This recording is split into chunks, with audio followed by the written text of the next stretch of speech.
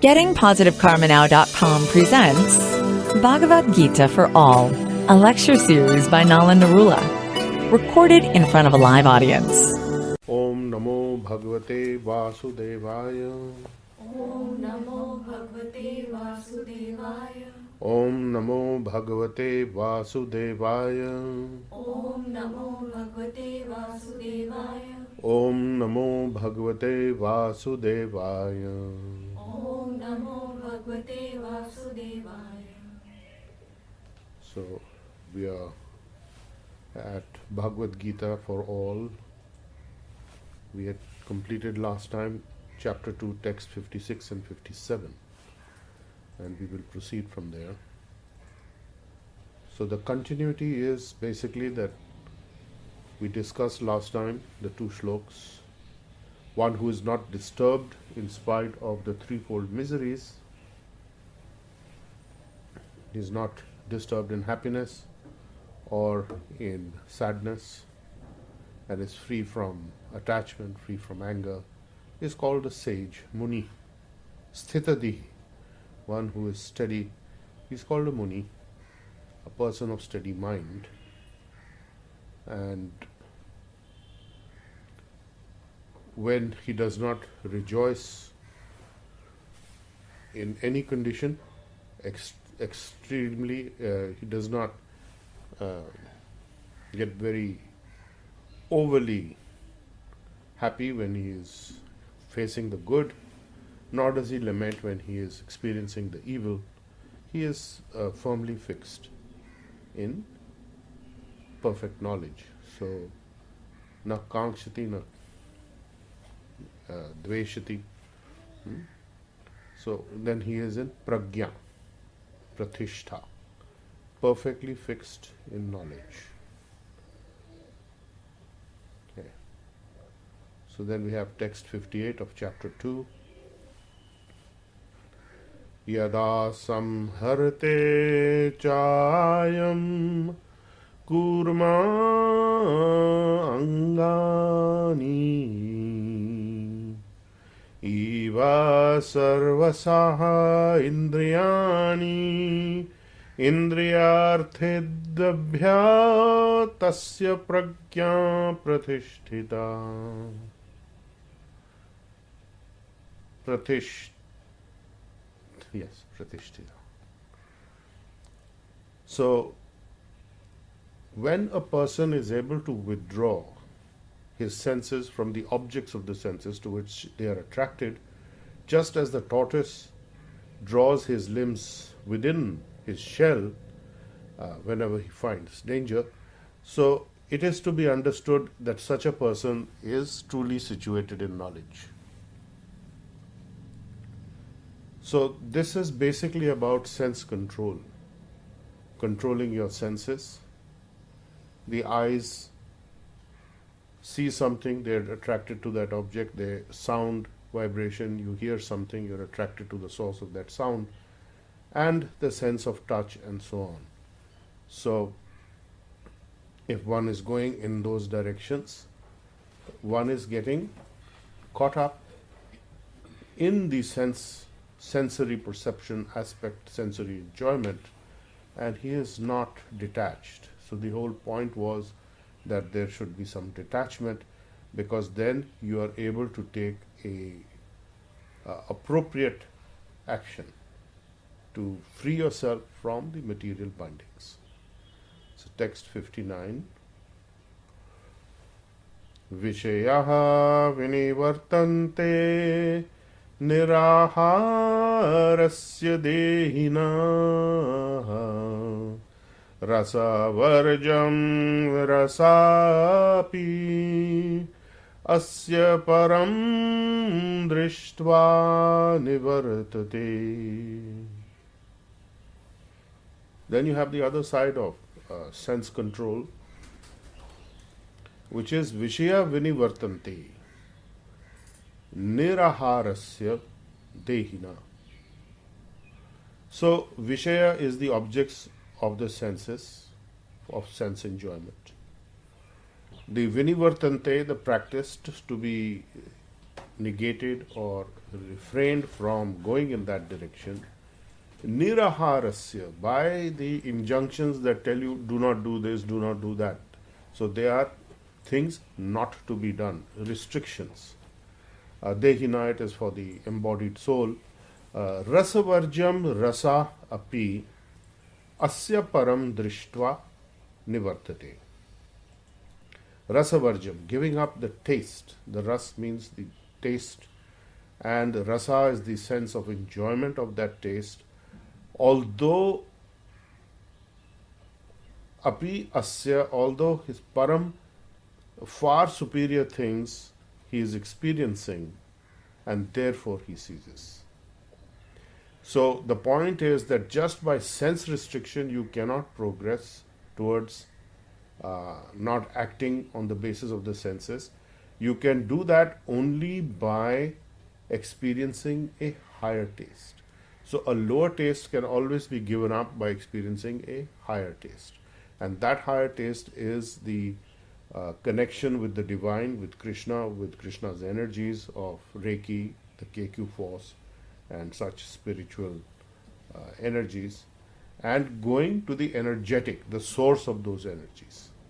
So if you are chanting the Mahamantra, Hare Krishna Mahamantra, the Hare Krishna, Krishna Krishna, Hare Hare, Hare Ram, Ram Ram, Hare Hare, pretty soon the mouth starts to water because that is a taste. And normally when you're chanting other mantras, your mouth is becoming dry. So that's the difference between material and the spiritual potencies. They're very, very different. So even if a person is not formally initiated into chanting the Mahamantra, but he does it, he is still going to get that taste because there is a immediate connection with the divine through the sound vibration, no matter how imperfectly chanted. So that is a very beautiful thing, and getting more into it and getting more into placing the healing energy into all that you do will gradually get you out of this problem of following the sense taste. Why? Further detail is coming as to why that is not such a great thing to be done, or rather what it ends up giving to you. So in text 60, Krishna says, Yatataha hi api kaunteya purushasya vipasitata indriyani paramathini haranti prasabham manaha. Yatata hi api kaunteya purushasya vipaschita indriyani pramathini haranti prasabham manaha. In spite of his efforts, yatatahi api, in spite of the efforts, most certainly one can try, make the efforts. Kaunteya, O son of Kunti, Arjun, purushasya vipaschita indriyani pramathini, the person who is having a sense of discrimination and knowledge, in other words, he has all this understanding. Even so, even a person who's having this sense of discrimination and understanding, pramathini haranti prasabham mana, the mind, mana prasabham, by force, haranti, agitates. Forcefully, it is disturbing. Pramathini, stimulated. So even the mind of a person who is in knowledge, who is a person of discrimination, who is practicing restraint of the senses, Krishna tells us in text 60 of chapter 2 that the senses are so strong that the person is carried away. So it is not easy. So just by restricting your senses, just by having the knowledge, it is not sufficient to be able to escape from this disturbance. So how will we escape? What do we need to do? So what we need to do is this, text 61. Tani sarvani samyamya yuktah asita matparaha vasehi yasya indriyani tasya pragya pratisthita.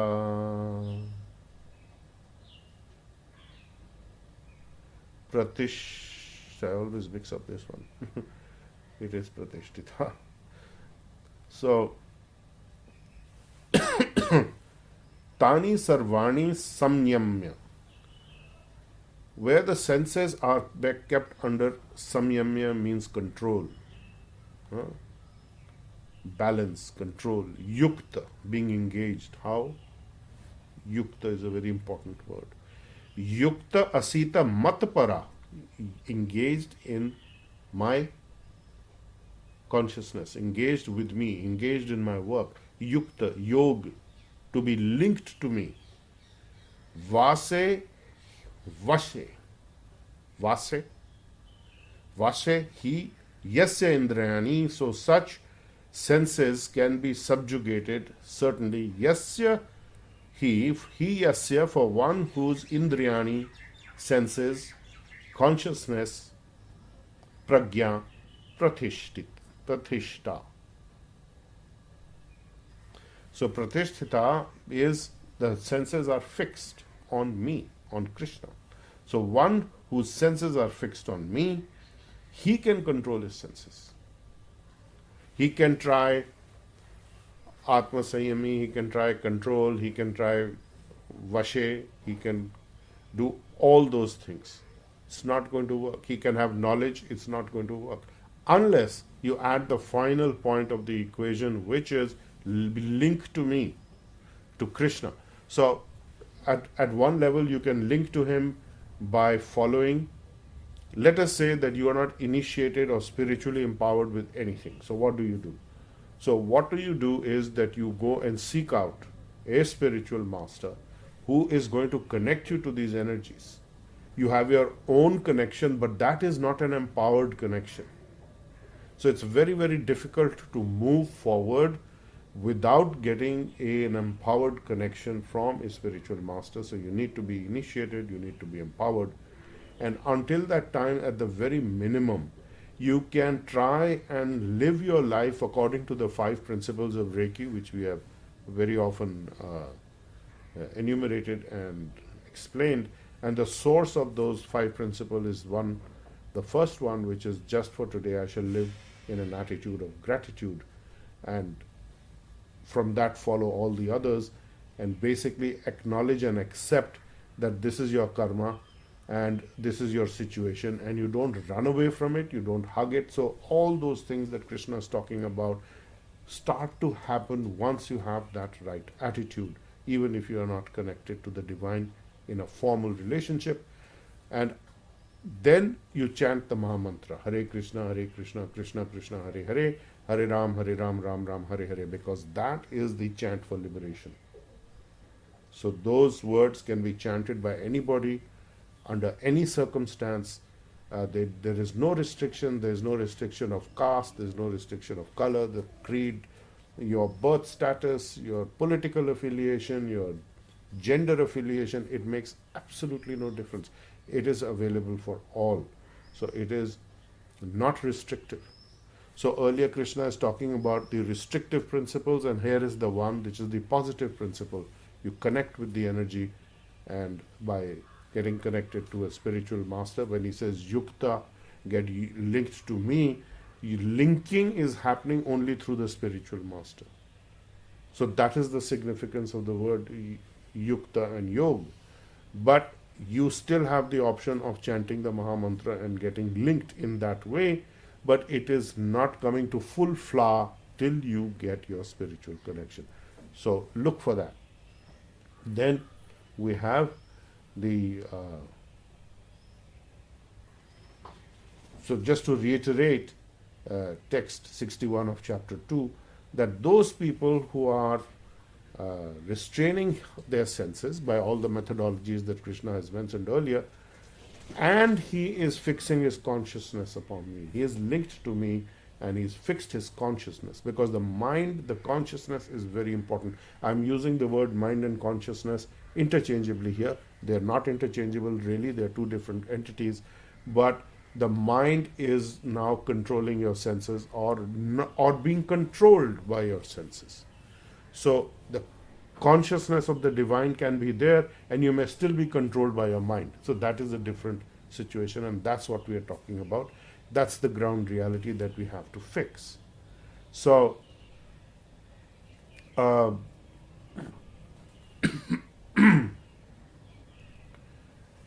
Sri Krishna explains this further in text 62. Dhyayato vishayan puncha Sangaste supajayate Sangat sanjayate kama Kamat krodha abhijayate Dhyayate vishayan pumsa.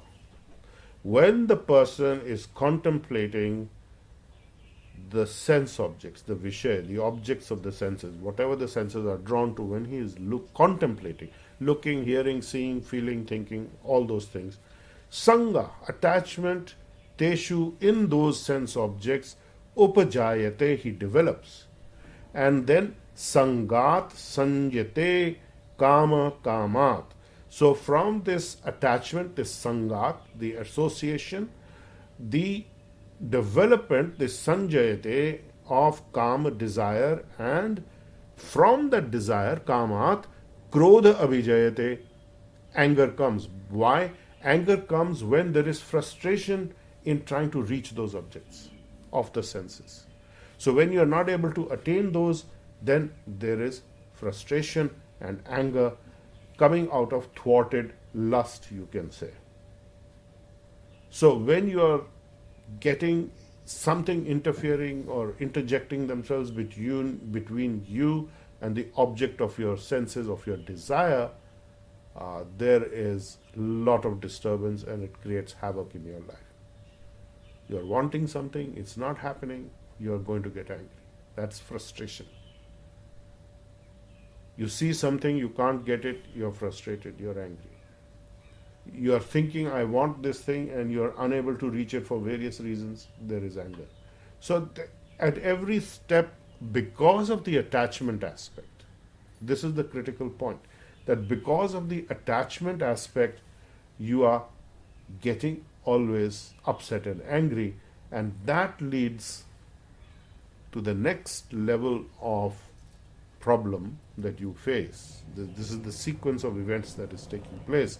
Text 63, Krodhat bhavati sammoha sammohat smriti vibhrama smriti bhramsat buddhinashah buddhinashat pranashyati. Krodhat bhavati sammoha. Sammoha is perfect illusion. Takes place bhavati krodhat, from anger. You are in illusion. Straight up. The moment you are angry, there is some illusion because of that attachment and disturbance of the senses that is going on. Sammohat smriti vibhrama. Bewilderment. Brahma vibhrama. You are bewildered. Smriti, the memory out of that illusion, is bewildered. And then after smriti bhramsat, after the memory and the mind is illusioned and bewildered, buddhi asha, destruction of intelligence takes place. Loss of intelligence, you lose it. And from that buddhi nashat comes pranashyati.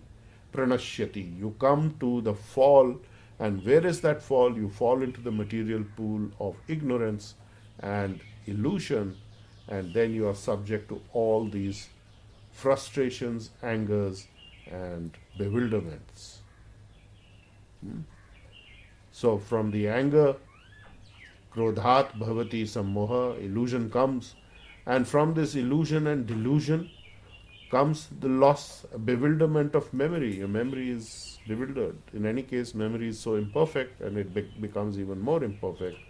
And when that is going on, you lose your intelligence, your buddhi, your wisdom.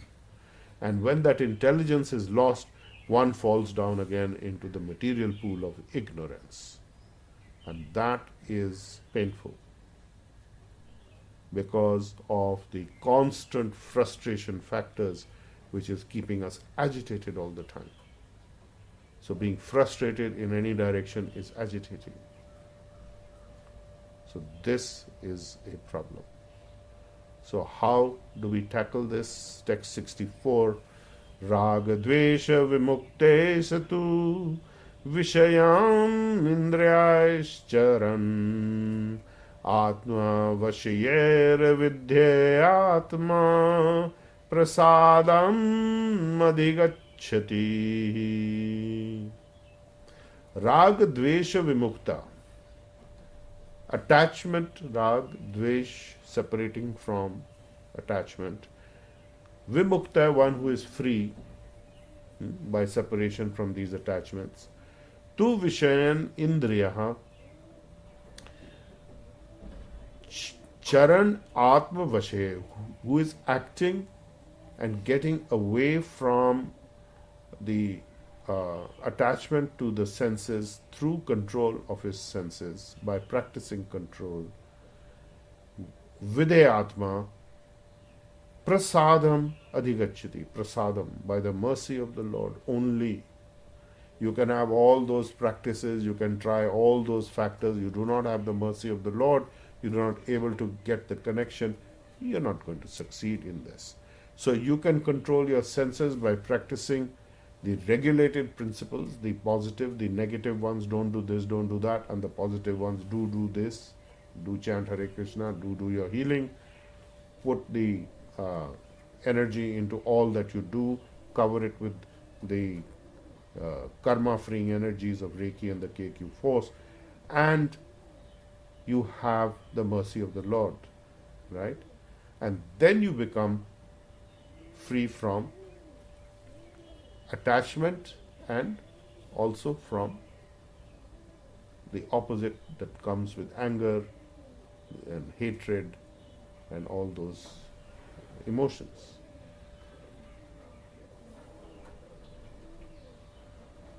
So the conclusion of this is in text 65, chapter 2. Prasade sarva dukhanam hani asya upajayate prasanna chetasaha hi ashu buddhi pariyat avatisthate. So by getting this mercy of the Lord, prasade, and the mercy of the Lord is not dependent on any factor, it is without cause, it is without condition. And the same way the healing energy goes without condition, without material cause or consideration of right and wrong, it goes to all equally. Sarva dukhanam hanihi. So all the material miseries, and Krishna is talking about the threefold miseries mentioned earlier, asya upajayate prasanna chetasaha. So such a person becomes happy, in a happy state of mind. And when you are in this happy state of mind, then pari, sufficiently, you become steady, established. So it's not that you have to be perfect in everything, it is sufficient. Pari. Ashu buddhi pari avatisthate. The mind has to be sufficiently established in this. So, and what is this? That is divine consciousness. So what are the threefold miseries that we have been talking about? Do you know what those threefold miseries are? This is Adi Bhautik, Adi Devik, and Adhyatmik. So that is the misery that comes from your own body and your mind. The miseries that other living entities give to you. Mosquitoes, enemies, there's that discomfort. And the third is the elements, nature, acts of God, so to speak, the natural elements. Too much rain, too little rain, earthquakes, floods, disasters, natural disasters. So, Adi Bhautik, Adi Devik, and Adhyatmik. So, these are the threefold miseries. And if one is steady in Krishna consciousness, in God consciousness, in healing consciousness, in getting freedom from karma consciousness, then one's intelligence soon becomes steady. It's not instantaneous, it's a process. But there is a practice, so you must understand this and practice this on a daily basis. So that is where you will get the benefit. Let me see if we need to do. Yes, we need to do some more shlokas here to complete this train of explanation and thought. So, text 66. Nasti buddhi ayuktasya na cha ayuktasya bhavana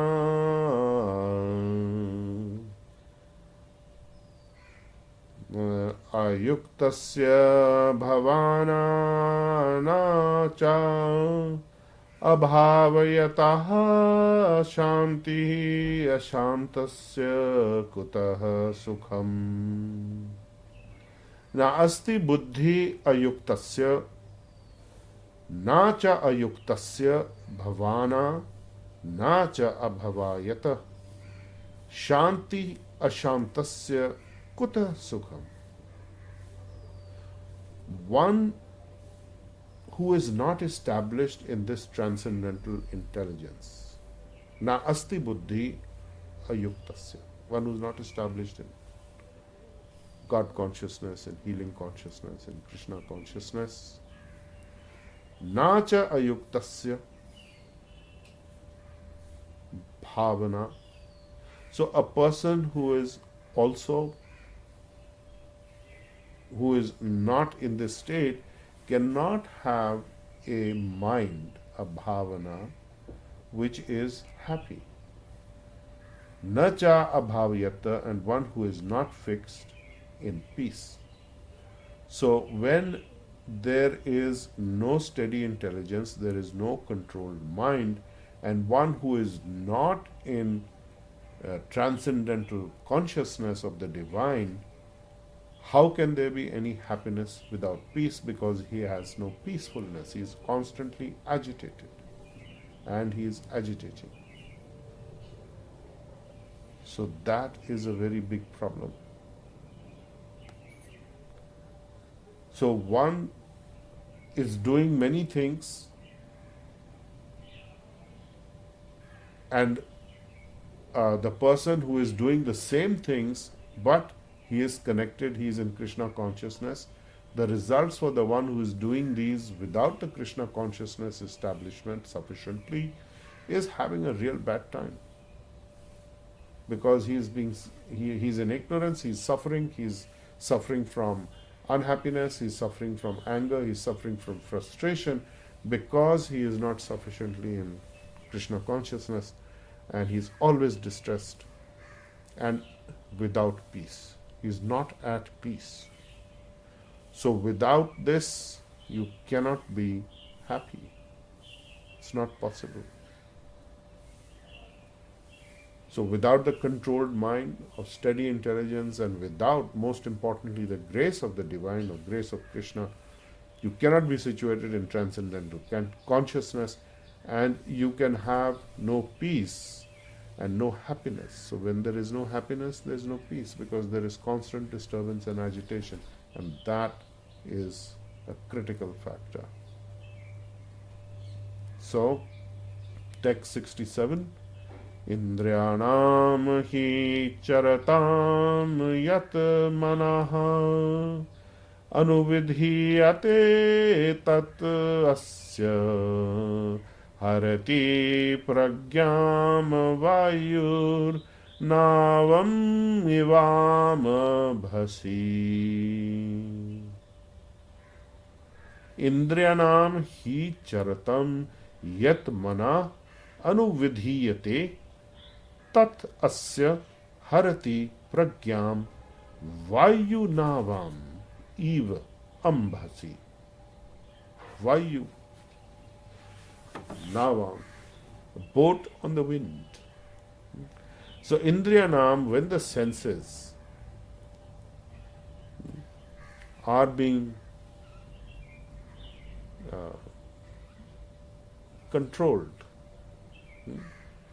charatam, while they are going here and there, the exact, the charatam means they've gone here and there in search of the objects of the senses, and then you are herding them, you are controlling them.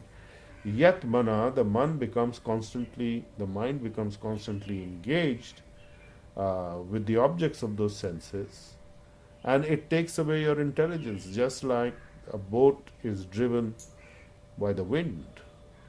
Ambasi, on the water, the boat driven by wind is traveling here and there, so the intelligence can also be traveled, can also travel here and there when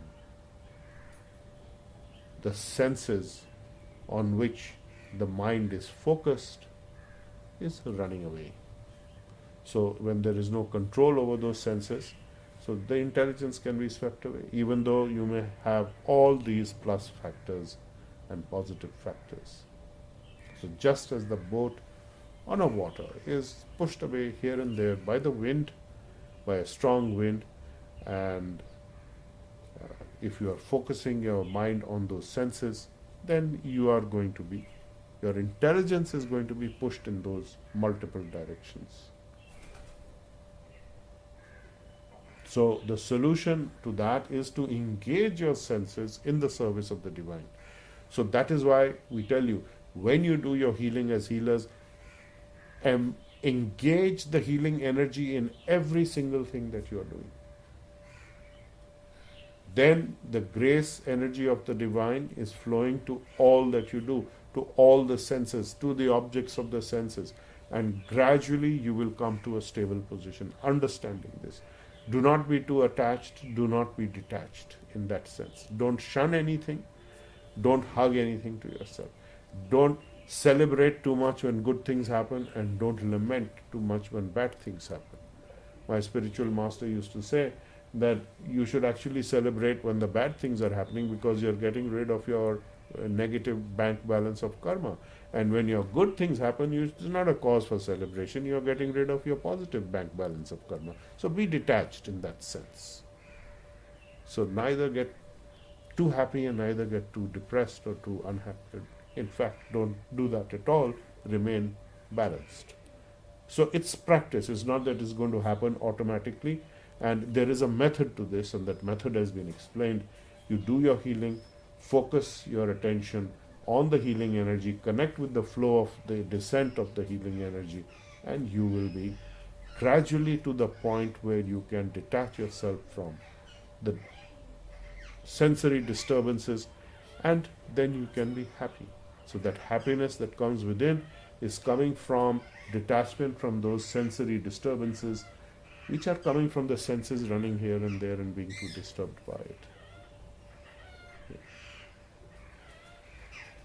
So, the text 68, Tasmad yasya mahabaho nigrihitani sarvasaha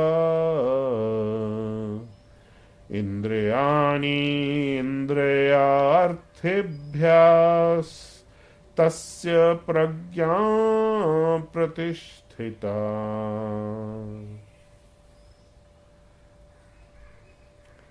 Tasmat yasya mahabaho nigrihitani sarvasa indriyani indriya arthebhyah tasya pragya pratisthita.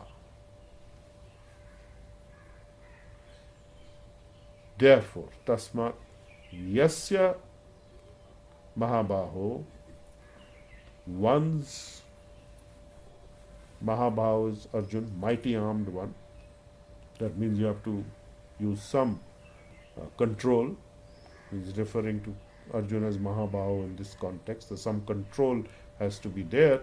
Nigrihitani, to curb, to control. Sarvashaha Indriyani, the senses that travel all around, everywhere, here, there, and everywhere. Indriya Arthebhya, because they do that for the sake of the objects of the senses. Tasya Pragya Pratishtha. So such a one, his intelligence is considered to be fixed. So once the senses are restrained from their objects, then, O mighty armed one, that is a being, a person who is of steady intelligence. Text 69. Ya nisha sarva bhutanam tasyam jagrati samyami yasyam jagrati bhutani sa nisha pashyatah munehe. Ya nisha sarva bhutanam tasyam jagrati samyami yasyam jagrati bhutani sa nisha pashyata mune. Ya nisha sarva bhutanam. What is night? Nisha is night, darkness for living entities, bhutanam. Tasya jagrati samyami yasyam jagrati bhutani. So in that tasyam, in that jagrati, wakefulness, samyami, the self-controlled, yasyam, in which jagrati awakens the being, bhutani, sa nisha pashyati mune. So when a night for most people, for all beings, is the time for darkness, it is the time of awakening for the self-controlled and the time of awakening for all beings at night. That a person is called a sage, an introspective sage. Pashyata, one is a person of intelligence. So, a person who is intelligent for material things, that is one kind of intelligence, and those are sense gratificatory situations. We talked about the senses, that you're running after them, going for the objects of the senses, and one is neglecting other things necessarily because the intelligence is not fixed in Krishna consciousness.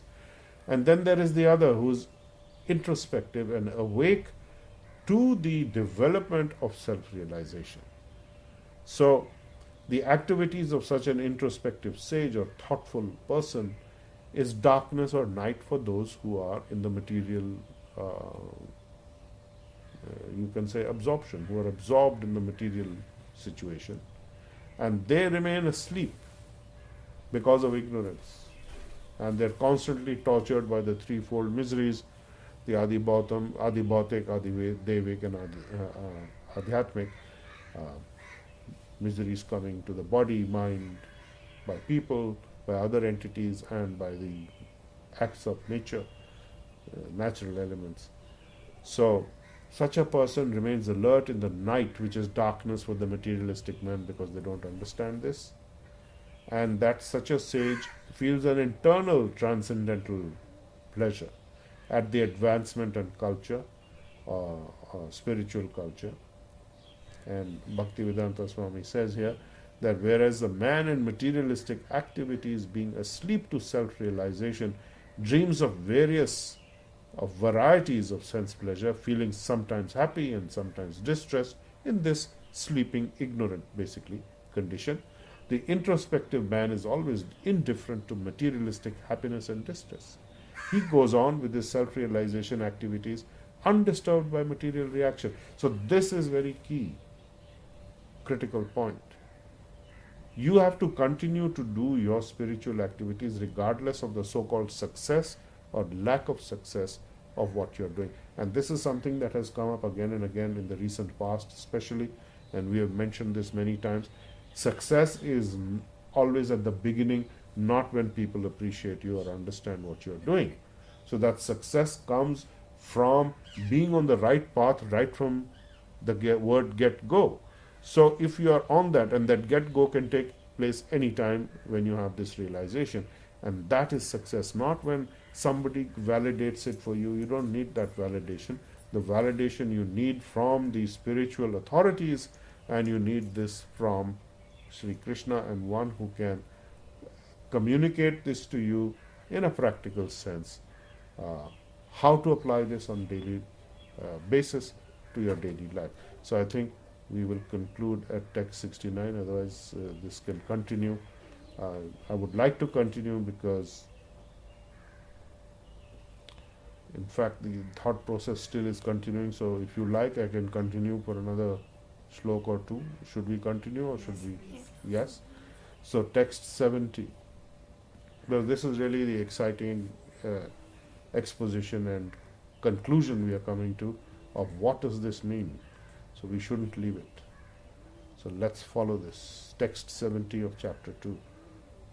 Apuryamanam achala pratishtham samudram apaha pravishanti yadvat tadvat kamaha yam pravishanti sarvesaha shantim apnoti na kamakami.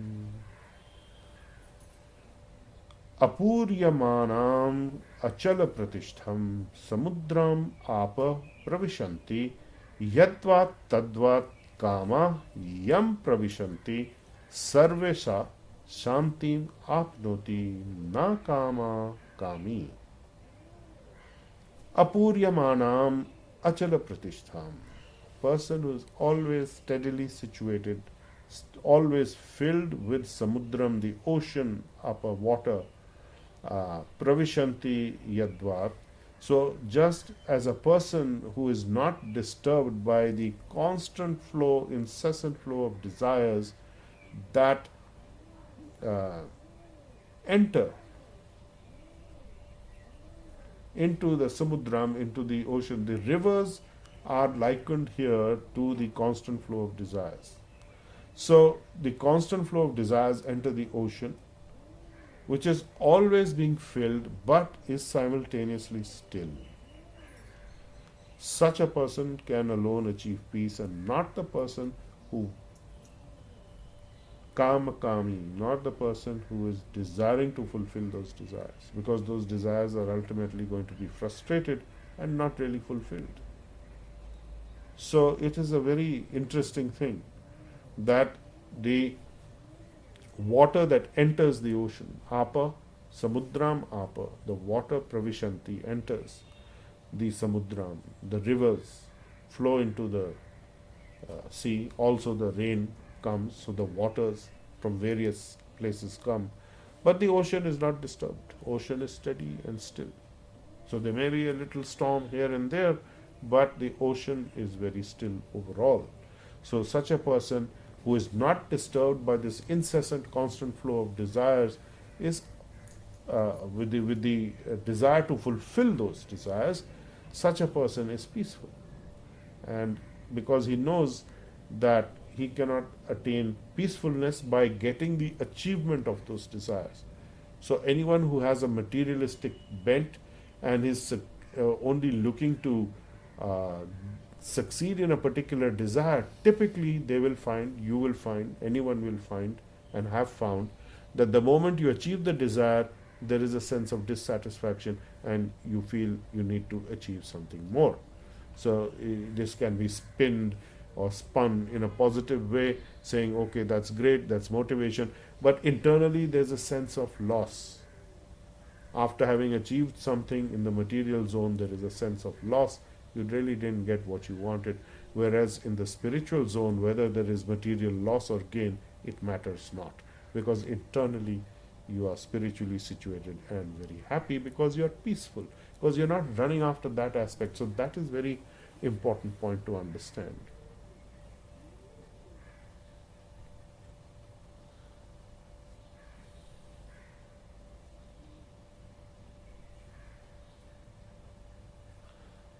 So we have 2 more shlokas left in this chapter, so we may as well complete it. So text 71. Vihaya kaman yah sarvan pumanscharati nisprihaha nirmamo nirahankaraha sashantim adhigacchati. Vihaya kaman yah sarvan puman charati nispriha nirmama nirahankara sashantim adhigacchati. Vihaya kaman, after giving up all material desires for sense gratification, calm desire to enjoy, yes, Sarvan, such person, Puman, charati lives nispriha, desireless. Charati means one who moves, actually. So he is moving and yet he is not disturbed by the movement of the mind and the senses. Nispriha is desireless because of that while apparently moving.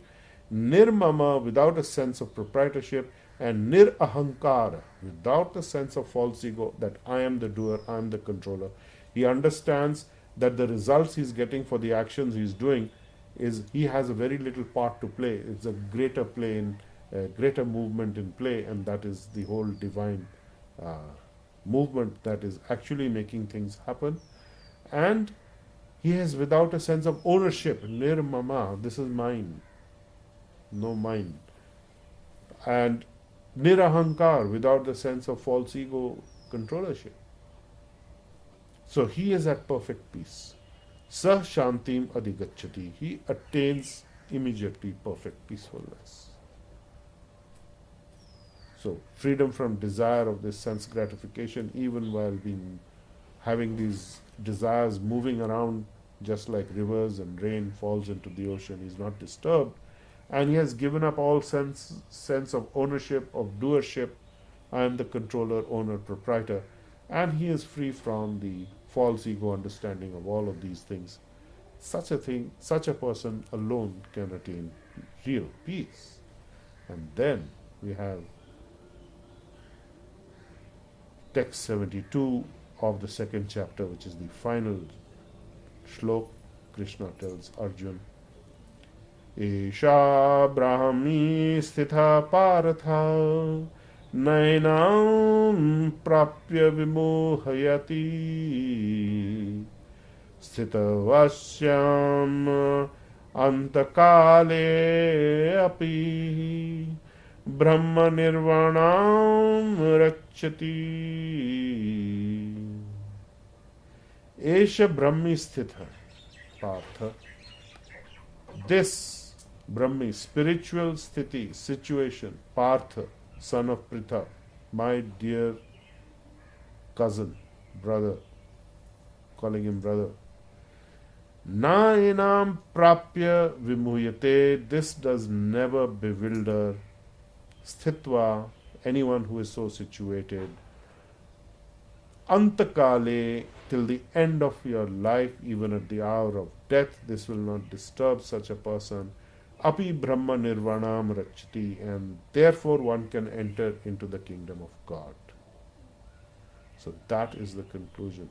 So once you practice this in your life, whatever you achieve is irrelevant until the point of death, and at the point of death, what you are thinking of, what your consciousness is, that actually promotes you to your next destination. We have said this innumerable times, countless times. Our spiritual masters have told us this countless times, that what your consciousness is focused on at the point of death is where you go. So you must practice in this life this way. This is the way of the Brahmi, the spiritual life. Brahma means the spiritual energy, and Reiki is that universal spiritual force that flows through everything,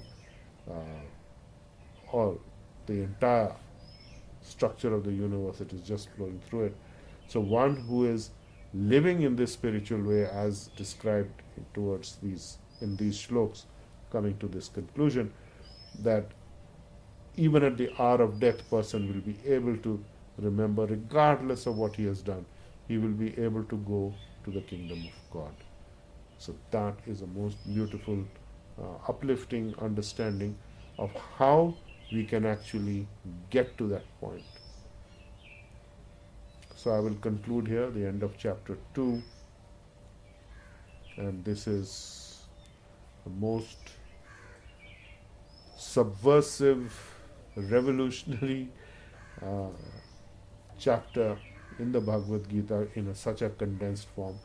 Krishna is actually a subversive. He is a guerrilla warfare expert, and if we follow that kind of understanding, he has done so many things. He's demolished the Karamkand section of the Vedas while not, uh, you know, neglecting to say that certain principles should be followed, and whatever a larger body of water, whatever a small body of water can give us, a larger body can give us also, and whatever a larger body can give us can be served by a smaller body, which means the Vedas, they are actually secondary to a being who is consciousness of the divine. That trumps everything, that overrides everything.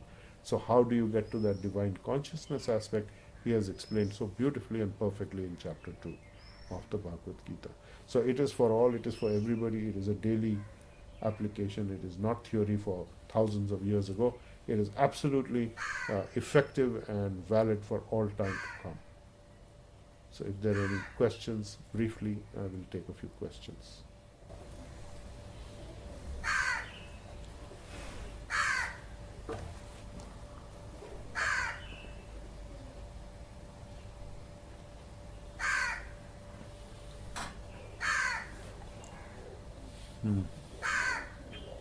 Yes. Anything? Yes.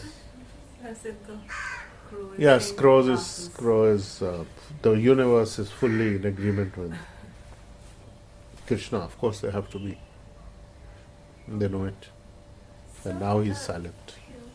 Sir, anybody, ordinary person who's dying, he must be surrounded by his family. Yes. So Either it is- that or by doctors and nurses yeah, and by so on. doctors. So it is obvious for them to be, having that detachment part. It doesn't happen always. No, so they already detached themselves. No, sometimes they do and sometimes they don't. Sometimes they're worried, where are my keys to my jewelry cupboard? And that's, you die thinking of the keys. Oh, this is not nice, this is not good, Of your son or your, wife or Yeah, you're in some emotional state connected to the people around you. The best state is that you are internally detached from everything. I want to go. Thank you very much. Bye bye. That's it.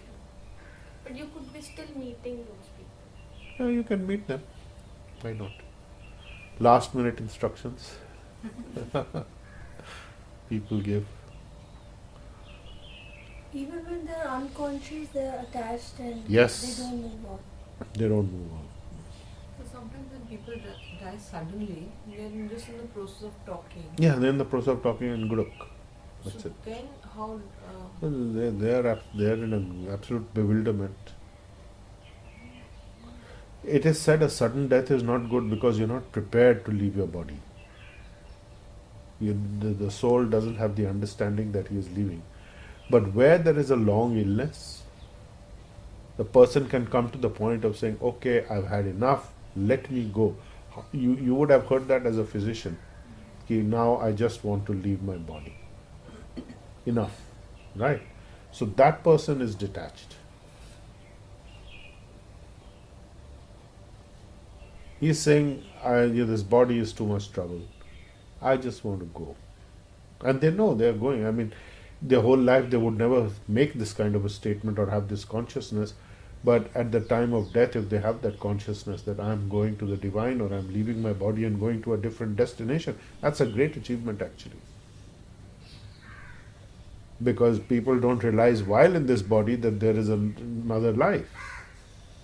But at the point of death, you understand there is another life. So if you have seen that example around you, this has been explained by all the authorities, why don't you accept it in your living lifetime rather than wait for the point of death? where you may be attached to your jewelry cupboard, or you may be attached to your business, or some family situation, who you're going to leave and probably never see again, never meet again. So that is detachment in this lifetime you must have. You must practice it now. So, sir, having less things, Yeah, very good. giving Emptying yourself is very good. We have emptied 2 truckloads of stuff from this house since I moved back in. More is going on a daily basis. Place is opened up and cleaned up. You get flexibility of movement when there is no clutter, when there is no unnecessary things hanging around, distracting you and disturbing you. It should be peaceful. You're all the time agitated. You have 200 things, then you're worried which is gone, which is broken, why is this broken, why is this gone. Forget it. That's not important. Otherwise, why don't you curate a museum, be a curator of a museum or something? Then that's your job. Understand that. Huh? Yes.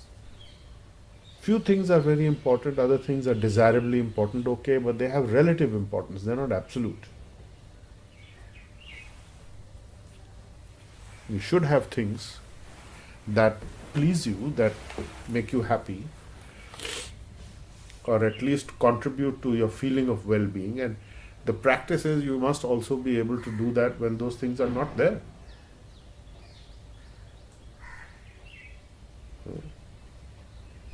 Our spiritual masters used to say, whether you live in a forest, in a hut, or you live in a palace, you should be able to deal with both with equanimity.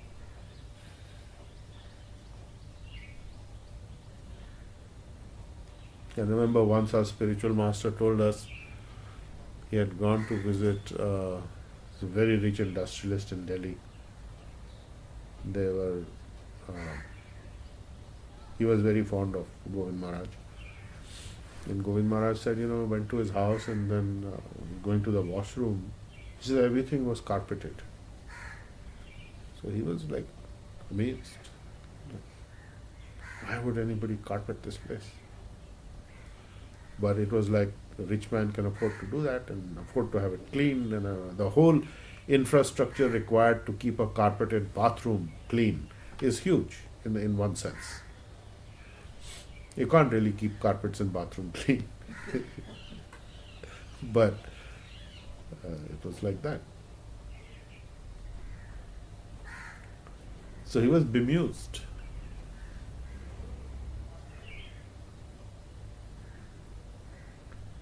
So when you look at that, and then I think of,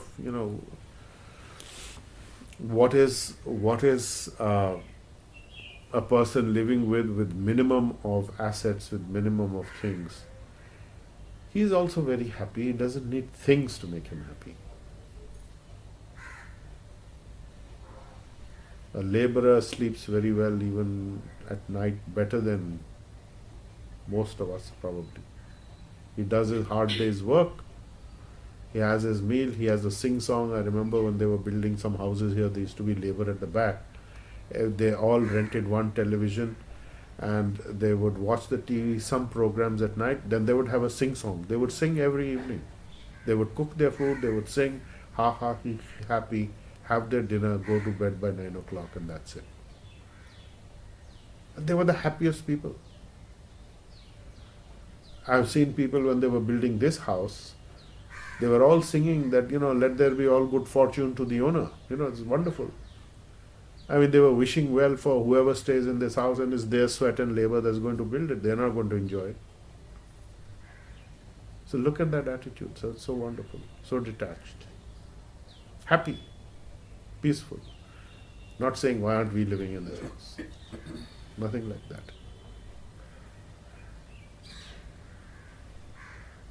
Anything? Even before people come to God consciousness, the most important thing is to have the attitude of being grateful. Yes. And that is to be cultivated, and as healers, We tell you that is the first thing. The attitude of gratitude. Is it not? Yeah. So there are 4 questions. The first one is from Bhelvi. Yes. Yes, Bhelvi, you can unmute and ask. Namaste, sir. Namaste ji. Sir, what is the meaning of consciousness, like the word? In a way, how can it be understood by analogy? What is the consciousness? Meaning of the consciousness. Meaning of consciousness is your awareness. To be aware of something. And it does not require necessarily the activity of the mind. Awareness is different. So it is like you are sitting here and you are aware of your surroundings, but your mind is not going there. You are aware of what is happening around you. That is awareness. It is an overriding element in whatever you are doing. So when Krishna consciousness is an overriding element in everything that you are doing, when healing is an overriding element of what you are doing, then you are in Krishna consciousness or in healing consciousness. So that the way you do that is by applying those energies to everything that you do. So you are in that flow.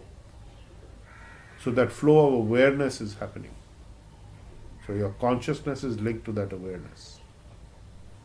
Anything else? So Anu has a question. Yes. She has to unmute. She's just about to. Okay. Yes, good morning, sir. Good morning. So I just was asking this in a different context. It's like when we go to school, we've got subjects like maths, English, sciences. Right. Same way, when we are trying to grow on the spiritual path, we have, as you said, connecting to the divine, connecting to the Guru, Yes. being at peace, giving up our restraints. So what I got from the shlokas today was that even if I am faltering on, say, peace, or I am faltering on something else, if I just focus and concentrate on my connection with the divine and the Guru, the others I will pass eventually. Yes, absolutely correct. So that's why you have to surrender to the force of your karma and remain within the grace of the masters. So when you are in the grace of the master who is connecting you to the divine, when your consciousness is linked to the divine consciousness, there's no difference, because then linking your consciousness to the divine means that you have divine consciousness. So you may be disturbed by many things, but as Krishna points out, it is to be sufficiently done, and in time it will take place. It will achieve greater perfection in time. That's how it works. Extremely grateful, sir.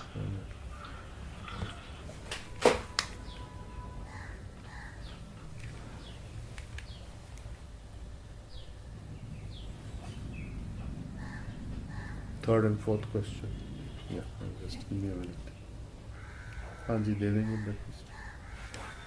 Yes, third question. Yes, Shalu, you can unmute and ask your question.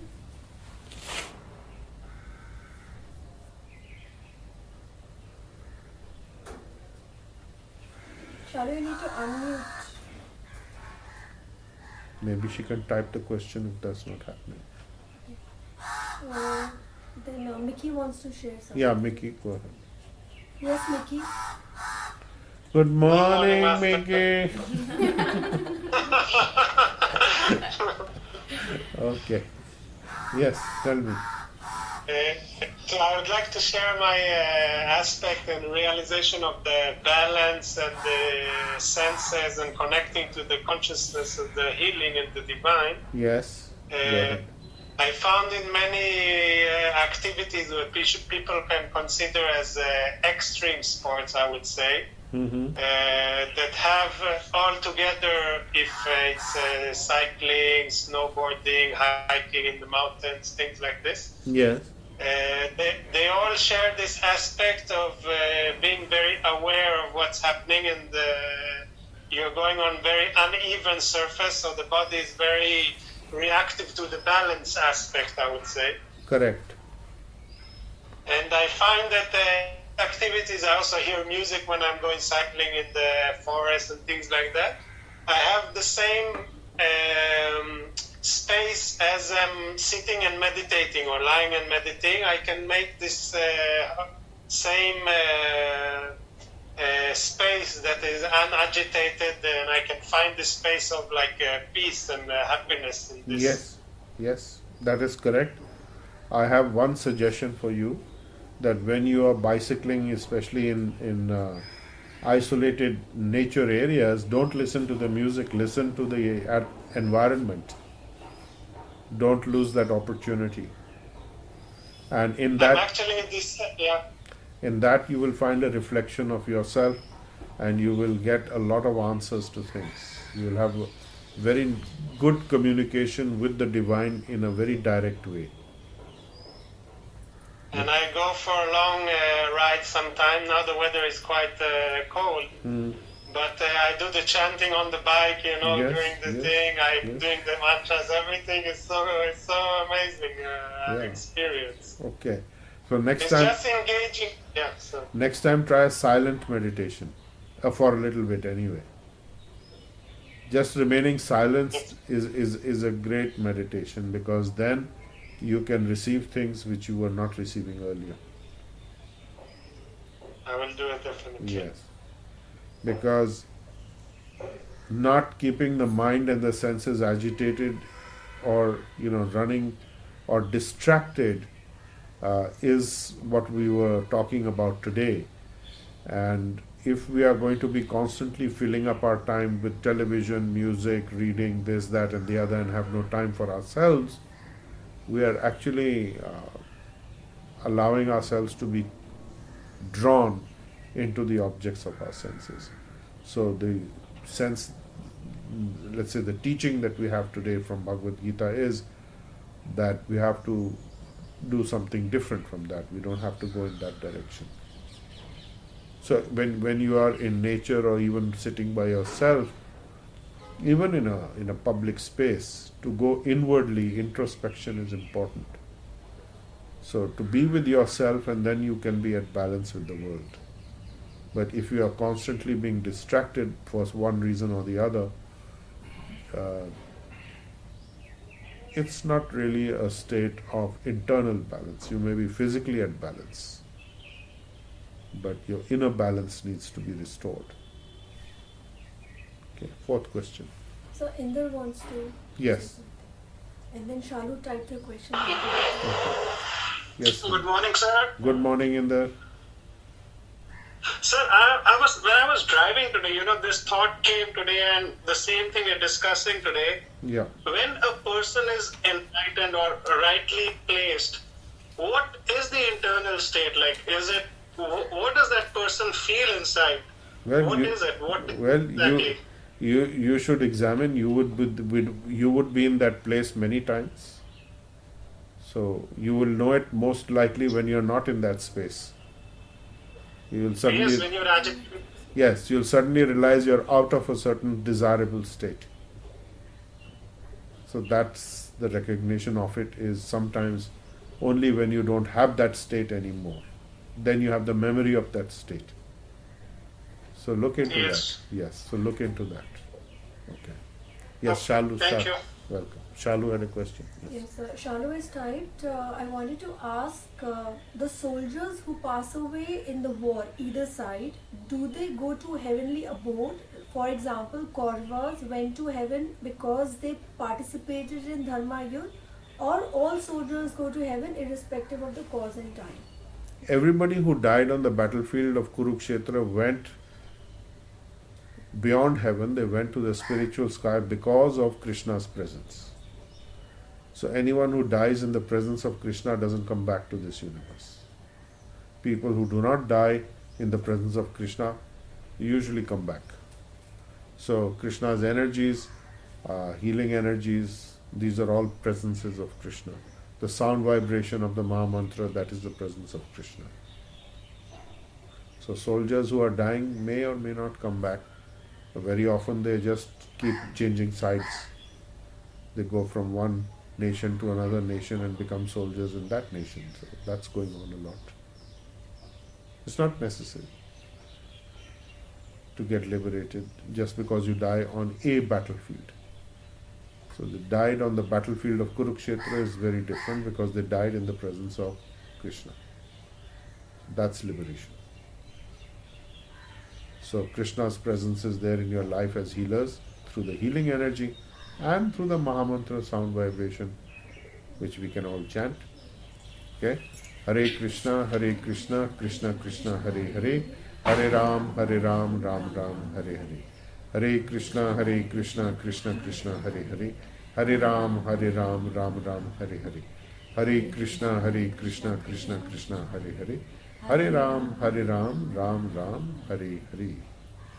And with that, we will conclude chapter 2, the contents of the Gita summarized.